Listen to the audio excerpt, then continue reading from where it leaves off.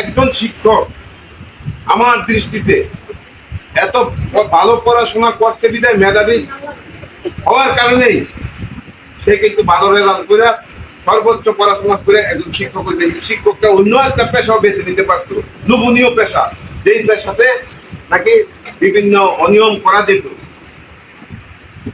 আপনি আপনার পেশা বেছে নিয়েছেন মহান মহান পেশাতে, যাকে বলে শিক্ষকতা। যে আমি শিক্ষক, আমার শ্রদ্ধা সম্মান করবো, আমি মরণের আগ পর্যন্ত আমাকে সালাম দিব যে মুখে আমার শিক্ষক ছিল।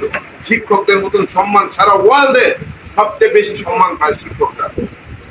যত নাগরিক আছে সবচেয়ে বেশি সম্মান পায়। আমাদের দেশের প্রেক্ষাপট ভিন্ন।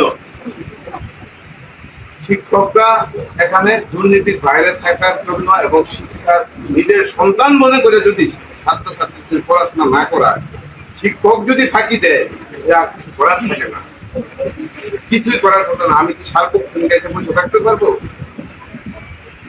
দেখেন, দুই একজন শিক্ষক সবাই নাকি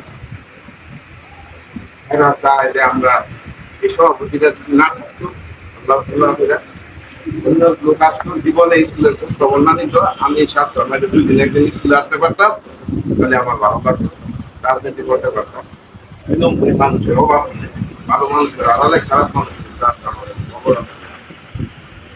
আমি মনে করি আমার প্রতিষ্ঠানে নাই বললেই, তারপরে যদি 2-1 থাকে মাফ করুক। হ্যাঁ, তারা যারা ফাঁকি দিতে চায়, যারা অন্যায়ের সাথে জড়িয়ে থাকতে চায়, তারা এই আমার আপনাদের একটা কথা